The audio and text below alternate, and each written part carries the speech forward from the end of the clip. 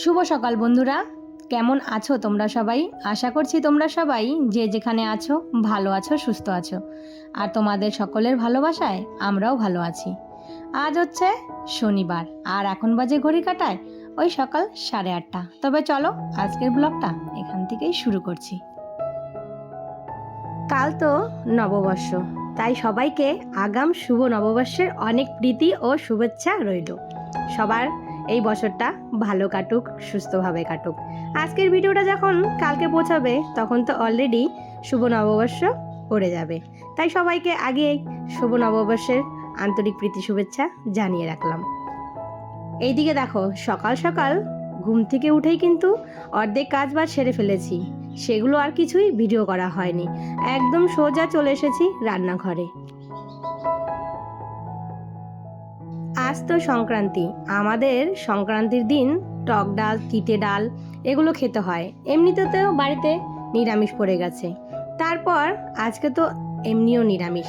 যদি আমিষও হতো তবুও আজকের দিন নিরামিষ রান্না করতে হতো। তো এখানে আমি ছোট ছোট দুটো আম আর করলা একসঙ্গে ডালে দিয়ে দিয়েছি। আলাদা আলাদা করে আর কি করব, একসঙ্গেই করে ফেলেছি। আর এখানে না একটু কাঁঠালের তরকারি করলাম। আর এইদিকে রান্নাবান্নাও কিন্তু একদম কমপ্লিট হয়ে গেছে। গ্যাস ট্যাসগুলো ভালো করে মুছে নিলাম, তারপর সমস্ত বাসন টাসন ধুয়ে রেখে দিয়েছি। আর এখানে দেখো কি কি রান্না করেছি। এই যে বেগুন ভাজি, এটা হচ্ছে কালকে যে শাকটা এনেছিল তিতা শাক, সেই শাক দিয়ে বেগুন ভাজি করেছি। আর এখানে আম দিয়ে করলা দিয়ে ডাল করেছি, আর সাথে নিরামিষভাবে কাঁঠালের তরকারি। খেতে কিন্তু ভালো হয়েছে, খারাপ হয়নি। ভাবলাম যে কেমন হবে না হবে, কিন্তু এই যে পেঁয়াজ রসুন ছাড়া কাঁঠাল কিন্তু কোনোদিনও খাইনি, আজকে প্রথমই করলাম বাড়িতে। এইদিকে আমি ছেলেকে ভাত দিয়েছি, ছেলে বলছে মা আমাকে দুটো পাঁপড় ভেজে দাও। তো এখানে বড় ছেলের জন্য আর ছোট ছেলের জন্য দুটো পাঁপড় ভেজে দিচ্ছি। আমার ছোট ছেলে আবার পাঁপড় খেতে ভালোবাসে, তো এই যে তাই ওকে দুটো পাঁপড় ভেজে দিচ্ছি। আর যতই তুমি মাছ মাংস রান্না করো, ওর আবার পাঁপড়টা একটু পছন্দ, তার জন্য দুজনকে দুটো পাঁপড় ভেজে দিলাম। এরপরে এই যে সোফার যে ওপরের একটা কাভার লাগিয়েছিলাম, তো সেই কাভারটা না একদম নোংরা হয়ে গেছে। তো সেটা ভালো করে ধুয়ে দিয়েছি আর শুকিয়ে গেছে, তো সেটাই মাকে দিয়ে লাগিয়ে নিচ্ছি। আর ভিতরে না এই দেখো নষ্ট হয়ে গেছে, তার জন্য এই কাভারটা লাগানো। আর এই কাজগুলো মা যখন আসে মা কিন্তু করে দেয়। তারপর এই যে মা ওইদিকে কাজ করছে আর আমি এদিকে টাইম পাস। তো মেলায় যাব, তার জন্য একটু সাজুগুজু করলাম।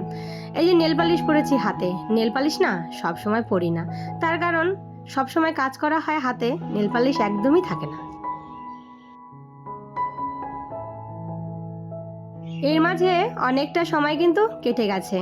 এখন বাজে সন্ধে তো হয়নি, 6টা বাজে। তো সবাই মিলে রেডি হয়ে বেরিয়ে পড়লাম চড়ক মেলা দেখতে। তো এখানে দেখো একটা কুর্তি পরেছি, তো আমিও রেডি হয়ে গেছি। আর আমাকে রেখে সবাই দেখো আগেই চলে এসেছে রাস্তায়। তো ওইদিকে ছেলে দুটো আছে, মা আছে, 2 মা, এক শাশুড়ি মা আর মা। তো সবাই মিলে যাব চড়ক মেলায়। তো আমাদের এখানে বাজারে, মানে আমাদের যে বাজারটা হয় সে বাজার থেকে কিছুটা দূরে চড়ক মেলা হয়। তো সেখানে যাবার জন্য সবাই মিলে রেডি হয়ে বেরিয়ে পড়েছি। এখন টোটো ধরে সোজা চলে যাব মেলাতে। তো এখানে দাঁড়িয়ে আছি টোটোর জন্য, তো টোটো এসে এখনো পৌঁছেনি।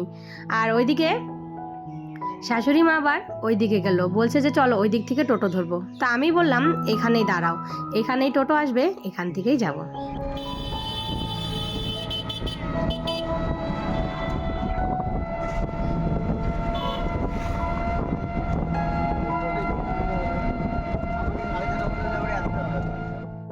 আর এই তো সবাই মিলে চলে এসেছি মেলায়। তো এই মেলায় কিন্তু আমি এই যে প্রথম আসলাম, তো আমিও জানি না আদৌ কোথায় মেলা হয়।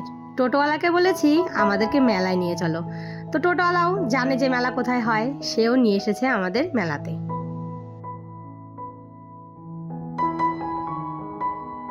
এই যে গাছটা দেখতে পাচ্ছ, এখানেই মানুষের পিঠে বর্ষি গেঁথে সেটা কিন্তু ঘোরানো হবে।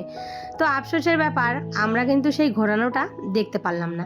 আমি কিন্তু দেখেছি আগে, কিন্তু আজকে তোমাদেরকে দেখাতেও পারলাম না আর দেখতেও পারলাম না। তার কারণ এত রাত হয়ে গেছে, এখনো অবধি মানে ঘোরাচ্ছেই না।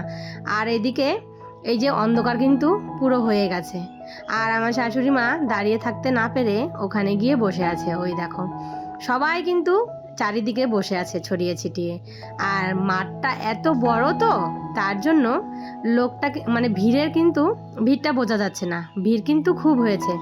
তো ছেলে বলছে আইসক্রিম কিনে দাও, তার জন্য এই যে চলে আসলাম আইসক্রিমের দোকানে।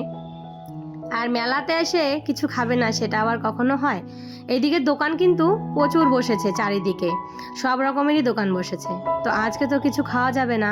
তো এইদিকে ছেলেকে আর শাশুড়ি মাকে দুটো আইসক্রিম কিনে দিল আমার মা। আর আমাকেও বলল, আর আমি না আইসক্রিম একদমই খেতে পারি না। আইসক্রিম কেন, ঠান্ডা জাতীয় কোনো জিনিসই খেতে পারি না। খেলেই আমার গলায় একদম ব্যথা হয়ে মানে গলাটাই বসে যাবে। এত গরম পড়ে, তবুও আমি ফ্রিজ থেকে কোনো সময় জল বের করে খাই না। তো এই যে শাশুড়ি মা বলছে এই আইসক্রিমটা কেমন করে খায়, উনি আবার চকোবার খেতে ভালোবাসে। তো নিয়েছে শখ করে, কিন্তু এখন খেতে তার ভালো লাগছে না। যাই হোক, এইদিকে মা বলছে যে আমাকে একটু দে তো দেখি কেমন লাগে খেতে। তো মাও মুখে দিয়ে বলে যে না, আমার ভালো লাগছে না। তো আমার ছেলে তো আইসক্রিম পেলে তার ভীষণ খুশি, যেখানেই যাবে সে তাকে কর্নেডো দিতে হবে। আর এইদিকে দেখো শাশুড়ি মাও খাচ্ছে। তো এইদিকে আইসক্রিমটা সে খাচ্ছে, কিন্তু আগে কখনো এত মানে এই রকম আইসক্রিম খায়নি, তো তাই বুঝতে পারছে না। আর মেলায় এসেছি, ফুচকা খাবো না সেটা কখনো হয়? তো ফুচকাটা কিন্তু একদমই নিরামিষ, কোনো পেঁয়াজ রসুন নেই, তার জন্য ফুচকাটা খেলাম। আর এইদিকে গরম গরম জিলাপি। তো মেলায় এসে জিলাপি না নিলে হয়? তো জিলাপিটা আমি নিইনি, এটা শাশুড়ি মা নিয়েছে। আর আমি নিয়েছি কাটা নিমকি, আর ওই যে ছোট ছোট নিমকিগুলো হয় যেটাতে মিষ্টির শিরা লাগানো থাকে, সেই নিমকিগুলো নিয়েছি। আমার খেতে না খুবই ভালো লাগে, ছোটোবেলায় খেয়েছি, কিন্তু এখন আর খাওয়া হয় না। ছোটোবেলায় অনেক কিছু খেয়েছি, এই যে বিয়ে হওয়ার পরে সবই কিন্তু ছেড়ে গেছে। যাই হোক, আমরা এখন চলে যাচ্ছি বাড়িতে। এখন বাজে রাত্রি 8:30। এখনও দেখো গাছ ঘোরাচ্ছে না। তো ছেলে বলছে চলো মা বাড়িতে, আর বড় ছেলে বলছে আর একটু থাকি, কিন্তু কি করব, এই যে আর মানে থাকতে ইচ্ছা হচ্ছে না। এখন চলে আসলাম সবাই মিলে এই যে বাড়িতে। আর এই তো আমরাও বাড়ি ঢুকে গেছি। তো চলো বন্ধুরা, আজকের ভিডিওটা তাহলে এখানেই শেষ করি। সবাই ভালো থেকো, সুস্থ থেকো। আর ভিডিওটা কেমন হয়েছে অবশ্যই কিন্তু একটা কমেন্ট করে জানিও।